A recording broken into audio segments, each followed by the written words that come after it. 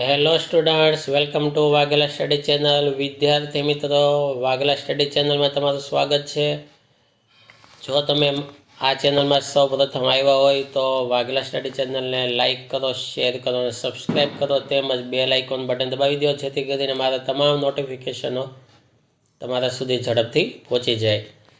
વિદ્યાર્થી મિત્રો, તમને ખ્યાલ હશે કે આ વાઘેલા સ્ટડી ચેનલમાં પરીક્ષાના અસાઇનમેન્ટના સોલ્યુશન આપવામાં આવે છે અને એ સોલ્યુશનો ખૂબ જ સચોટ હોય છે. તમે મોબાઈલમાંથી ડાયરેક્ટ બુકમાં ઉતારી પણ શકો છો, મોબાઈલમાંથી પણ વાંચી શકો છો. એકદમ ઇઝી પડે એવી રીતે આપવામાં આવે છે. તો આ ચેનલને ખાસ લાઇક કરો, શેર કરો, સબસ્ક્રાઈબ કરો. હવે આજે આપણે આર્ટ્સ માટેના સોલ્યુશનની શરૂઆત કરીએ છીએ. આર્ટ્સના વિદ્યાર્થીઓની ખૂબ જ માંગણી હતી, તો આર્ટ્સના સોલ્યુશનો આપણે વચ્ચે લાવીએ છીએ. હવે આજે આર્ટ્સનો એક અઘરો વિષય જે ગણાય મનોવિજ્ઞાન, તેનું સોલ્યુશન સૌથી પહેલાં આપણે લેશું કે જેથી વિદ્યાર્થીઓને આમાં સમય લાગતો હોય પાકું કરવામાં તો સમય આપી શકે. મનોવિજ્ઞાનના પ્રશ્ન પેપરની વાત કરીએ તો ABCDE આવા 5 વિભાગો હશે. એ વિકલ્પોનો વિભાગ, બી એક વાક્યના સવાલ, સી ટૂંકા સવાલો, ડી મુદ્દાસર ઉત્તર અને ઈ સવિસ્તાર ઉત્તર. વિભાગ એ તેની અંદર વિકલ્પો છે.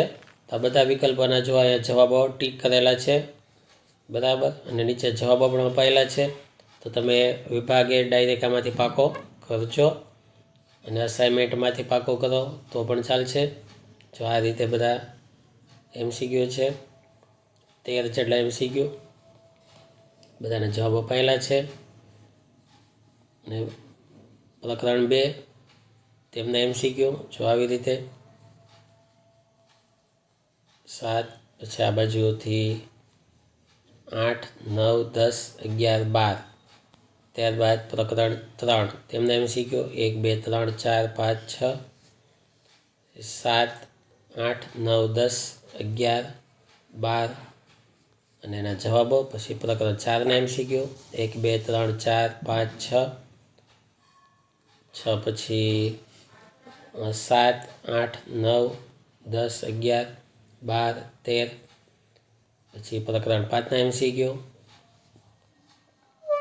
3, 4, 5, 6, 7, 8, 9, 10, 11, 12 અને 13. પ્રકરણ 6ના MCQ 1, 2, 3, 4, 5, 6, 7, 8, 9, પછી 10, 11, 12, 13 અને તેના જવાબો. પ્રકરણ 7ના MCQ 1, 2, 3, 4, 5, પછી 6, 7, 8, 9, 10, 11, 12, 13 MCQ. પ્રકરણ 8ના MCQ 1, 2, 3, 4, 5, 6, 7, 8, 9, 10, 11, 12, 13. પ્રકરણ 9ના MCQ 1, 2, 3, 4, 5, 6, 7, 8, 9, 10, 11, 12, 13 અને પ્રકરણ 10ના MCQ જો 1, 2, 3, 4, 5, 6, 7, 8, 9, 10, 11, 12, 13. તો આ સાથે વિભાગ એ પૂરો થાય. વિભાગ બી એક વાક્યના સવાલોમાં છે. જો પ્રકરણ 1ના 9 સવાલો છે. જો 7, 8, 9 બધાના જવાબ હમણાં આપીશ. પ્રકરણ 2 તેના 8 સવાલો. પછી આ પાછળ આપેલા છે 9, 10 સવાલ. પછી પ્રકરણ 3 તેના 10 સવાલ. પ્રકરણ 4 તેમના 10 સવાલ. પ્રકરણ 5 1, 2, 3, 4, 5, 6 તે 10 સુધીના. પ્રકરણ 6 તેના 10 સવાલ જવાબ. પ્રકરણ 8 તેના 10 સવાલ જવાબ.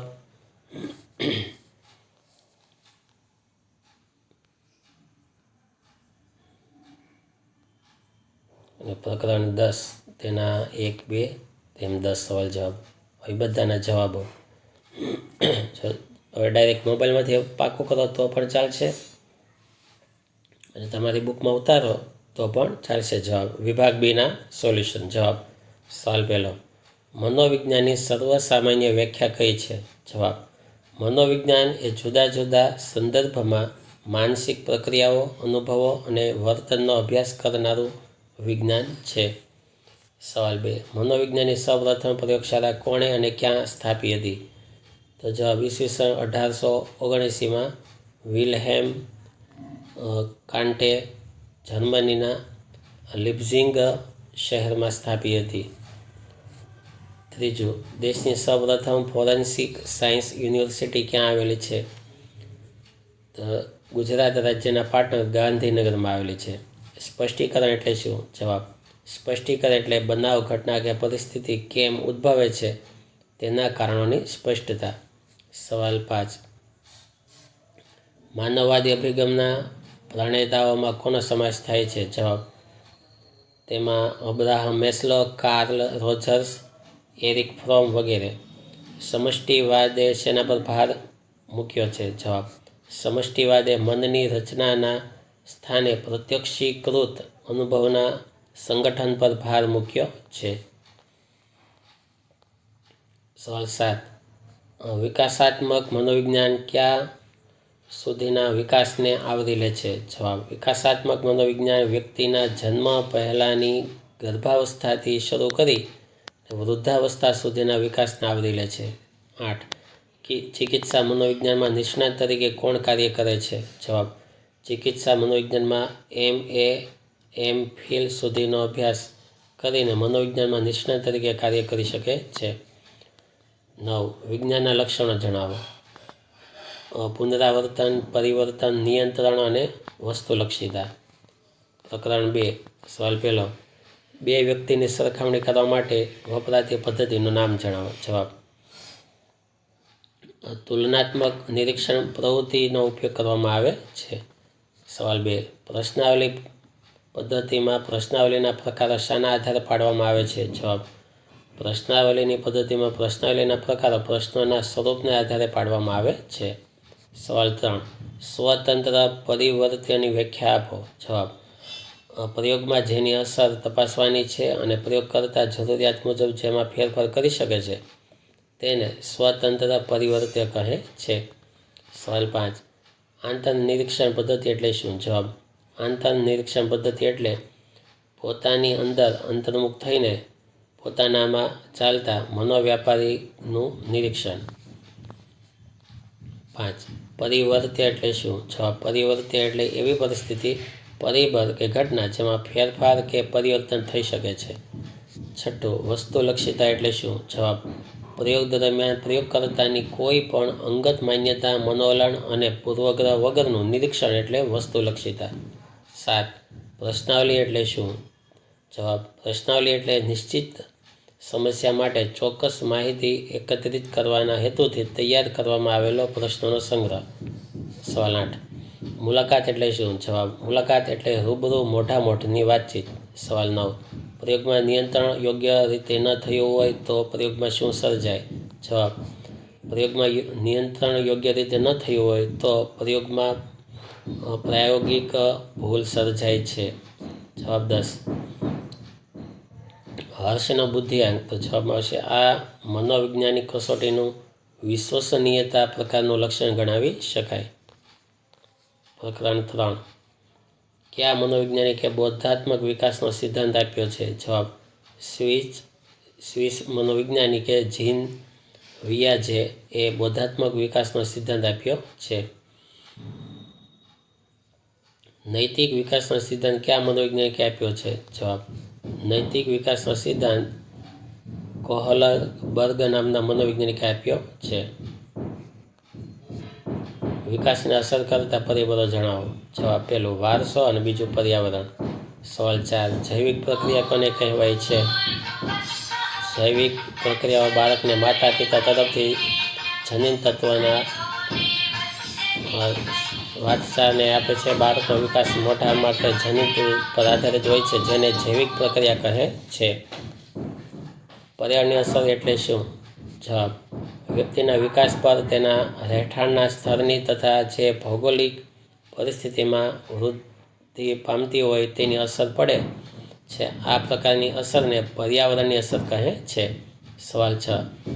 વિશ્વાસ વિરુદ્ધ અવિશ્વાસ તબક્કાની ચર્ચા કયા મનોવૈજ્ઞાનિકે કરી છે? અમેરિકન મનોવૈજ્ઞાનિક એરિક્સને કરી છે. વૃદ્ધિ એટલે શું? વૃદ્ધિ એટલે ઉંમર વધવાની સાથે શરીરના વિવિધ અવયવોના વજન, કદ અને આકારમાં થતો ક્રમિક પ્રગતિનામી અને પ્રમાણાત્મક ફેરફાર. વિકાસ એટલે શું? જવાબ: ઉંમર વધવાની સાથે આપણા વર્તનમાં થતા પ્રગતિશીલ ફેરફારને વિકાસ કહે છે. વિકાસ એ ગુણાત્મક ફેરફાર છે. પરિપક્વતાના લક્ષ્ય તરફ લઈ જતો ક્રમબદ્ધ, સુસંવાદી અને પ્રગતિત્મક ફેરફાર એટલે વિકાસ. વિકાસ એટલે વ્યક્તિના શારીરિક વૃદ્ધિ સિવાયનો અન્ય પાસાઓમાં વૃદ્ધિ અને પરિવર્તન. સવાલ 9. પરિપક્વતા એટલે શું? જવાબ: આનુવંશિક લક્ષણો આપમેળે અને અનુભવની મદદ વગર ક્રમિક રીતે પ્રગટ થાય તેને પરિપક્વન કહે છે. સવાલ 10. અમૂર્ત ક્રિયાત્મક તબક્કો કયા વર્ષમાં જોવા મળે છે? 12મા વર્ષમાં. સવાલ 4. પ્રકરણ 4. પુરુષના પ્રજનન કોષને શું કહેવાય છે? શુક્રાણુ કે શુક્રકોષ? ડીએનએનું મુખ્ય કાર્ય શું છે? જવાબ: ડીએનએનું મુખ્ય કાર્ય પ્રોટીનનું ઉત્પાદન રાસાયણિક કરવાનું છે. આ પ્રોટીન શરીરની શારીરિક પ્રક્રિયાઓ અને શારીરિક બંધારણ, શારીરિક ક્ષમતા, બુદ્ધિ તથા અન્ય વાર્તનિક લક્ષણોનું નિયમન કરે છે. એમિગડાલાની મુખ્ય ભૂમિકા શું છે? જવાબ: એમિગડાલા આક્રમકતામાં મુખ્ય ભૂમિકા ભજવે છે. તે સ્મૃતિ, આવેગો અને કેટલીક મહત્વની મૂળભૂત પ્રેરણાઓ સાથે સંકળાયેલું છે. સવાલ 4. કંઠ ગ્રંથિમાંથી કયો સ્ત્રાવ વહે છે? જવાબ: કંઠ ગ્રંથિમાંથી થાઇરોક્સિન નામનો સ્ત્રાવ વહે છે. હાઇપોથેલેમસ કયું કાર્ય કરે છે? જવાબ: હાઇપોથેલેમસ ભૂખ, તરસ, જાતિતા જેવી પ્રેરણાઓ તેમજ આવેગાત્મક વર્તનમાં થતી શારીરિક પ્રક્રિયાઓનું નિયમન કરે છે. દ્રષ્ટિ કેન્દ્ર ક્યાં આવેલું છે? જવાબ: પશ્વ કપાલખંડમાં. અંતઃસ્ત્રાવી ગ્રંથિઓ કોના સંયોજનથી કાર્ય કરે છે?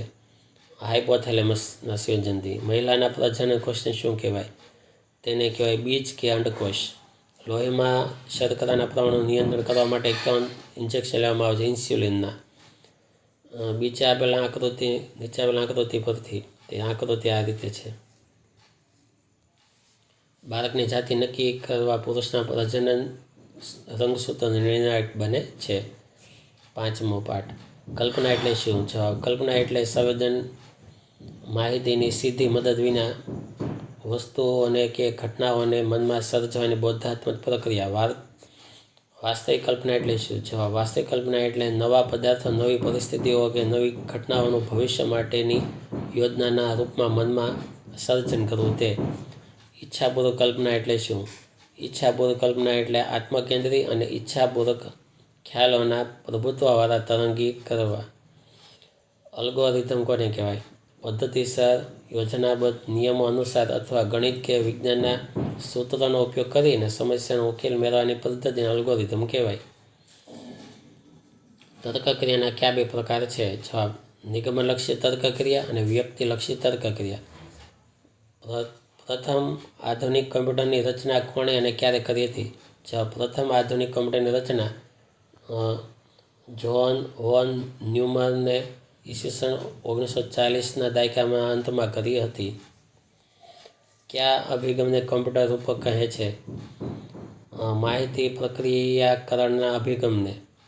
કેન્દ્રગામી વિચારણા કોને કહેવાય? જવાબ: જે સમસ્યાઓમાં માત્ર એક જ ઉકેલ સાચો હોય તેવી વિચારણાને કેન્દ્રગામી વિચારણા કહેવાય. શેકચિલ્લીની વાર્તા કઈ બોધાત્મક પ્રક્રિયાનું ઉદાહરણ છે? જવાબ: શેકચિલ્લીની વાર્તાઓ કલ્પના બોધાત્મક પ્રક્રિયાનું ઉદાહરણ છે, કારણ કે તે મનમાં ઘડેલી અને અવાસ્તવિક બાબતો પર આધારિત છે. જીવનમાં વ્યક્તિએ મુખ્યત્વે કયા બે પ્રકારની સમસ્યાઓનો સામનો કરવો પડે છે? ગાણિતિક અને વ્યવહારિક.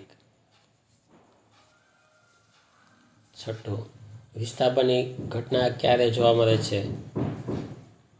જો આ રીતે બધા સવાલો છે, તો હવે હું વાંચતો નથી, તમે બધા વાંચી અને પાકા કરજો. બરાબર.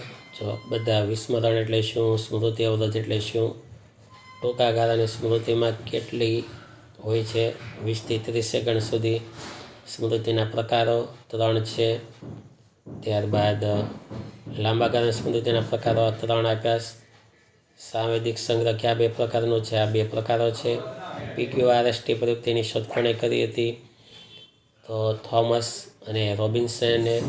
મેઘધનુષમાં સ્મૃતિશાસ્ત્ર કહેવાય, તેમાં સંકેતાંકન કરીને ટૂંકી રીતે યાદ રખાય છે. પ્રકરણ 8.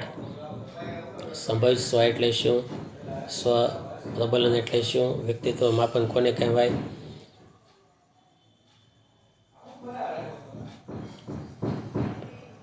પછી ચોથો, ટેટનું પૂરું નામ લખો. ટાટનું પૂરું નામ. કસોટીના રચયિતા કોણ હતા? મોર્ગન અને મરે. હતાશા અને આક્રમકતાના માપનની કસોટી કઈ છે? રોઝન બેકનની ચિત્ર કસોટી. માનવવાદી અભિગમના પ્રણેતા. બાળકને કેવા વાતાવરણ ઉછેરવું જોઈએ? ભારતીય દર્શનશાસ્ત્ર, તેમાં 3 નામ છે. પછી આલોક, તેમાં અંતર્મુખ વ્યક્તિત્વ આવશે. હવે પ્રકરણ 10. રાજયોગ એટલે શું? ભક્તિયોગ એટલે શું? જ્ઞાનયોગ એટલે શું? સ્વપ્નોને કેવા પ્રકારની નિંદ્રા કહે છે? મંદ તરંગ નિંદ્રા ક્યારે જોવા મળે છે? LSDનું આખું નામ જણાવો. તો આવશે જવાબમાં લિસર્જેનિક એસિડ ડાયથિલિમિડ. LSDનું પૂરું નામ.